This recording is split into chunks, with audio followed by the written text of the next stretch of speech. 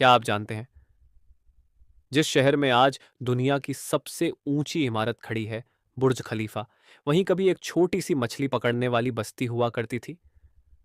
हाँ, वो भी दुबई। जहां आज सुनहरी रोशनी में दुनिया झिलमिलाती है, वहीं कभी बस रेत थी, धूप थी और खामोशी। न सड़कें थीं, न बिजली, न पानी, बस समंदर का किनारा, कुछ नावें और उम्मीद का सवेरा। लेकिन सवाल यह है, कैसे बना ये वीराना एक सपनों का शहर? कौन था वो इंसान जिसने रेत के बीच सोने की सड़कों का ख्वाब देखा? कहानी शुरू होती है लगभग 3000 साल पहले। उस वक्त इस जगह को कहा जाता था अल वसल, मतलब द कनेक्शन, क्योंकि यह इलाका था पूर्व और पश्चिम के व्यापार का पुल। लेकिन असली नाम दुबई पहली बार सामने आया 1095 ईस्वी में, जब अरबी भूगोलवेत्ता अल इस्तखरी ने लिखा, दुबई एक छोटा सा गांव है जहां लोगों की जिंदगी मोती और मछली पर टिकी है। फिर आया साल 1833। बनियास जनजाति का एक छोटा सा समूह अपने नेता शेख मखदूम बिन बुत्ती अल मखदूम के साथ अबू धाबी से निकलकर डूबाई क्रीक के किनारे आकर बस गया। उन्हें क्या पता था कि यही पल दुबई की किस्मत लिख देगा, क्योंकि क्रीक का पानी अंदर तक जाता था, जहाज वहां लंगर डाल सकते थे, और यहीं से शुरू हुई दुबई की असली ताकत, ट्रेडिंग। 20वीं सदी की शुरुआत तक दुबई के लोग मोती निकालने और व्यापार से अपनी रोजी कमाते थे।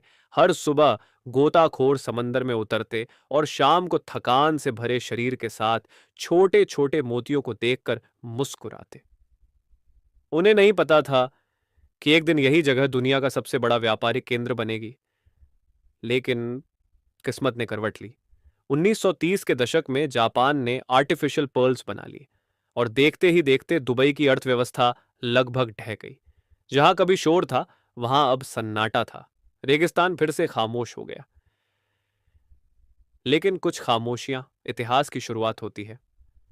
1958 में सत्ता संभाली शेख राशिद बिन सईद अल मखदूम ने, एक दूरदर्शी नेता जिसने रेत में सिर्फ रेत नहीं, संभावना देखी। वो कहते थे, तेल हमेशा नहीं रहेगा, लेकिन विजन रहेगा तो सब कुछ मिलेगा। और फिर शुरू हुआ असली बदलाव। क्रीक को गहरा करवाया गया, बंदरगाह बने, सड़कें बिछीं, स्कूल और एयरपोर्ट तक बन गए, तेल मिलने से पहले ही।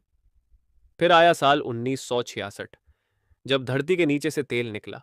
लेकिन फर्क यह था कि दुबई पहले से तैयार था। तेल ने पैसा दिया, पर विजन ने पहचान दी। शेख रशीद ने वो रास्ता बनाया जहां से उनके बेटे शेख मोहम्मद बिन रशीद अल मखदूम ने सपनों को हकीकत में बदल दिया। रेगिस्तान का हर कोना बदलने लगा। जहां कभी तंबू थे, वहां अब गगनचुंबी इमारतें थीं। जहां ऊंट चलते थे, वहां अब स्पोर्ट्स कारें दौड़ती हैं। और जहां कभी खामोशी थी, वहां अब दुनिया बोलती है।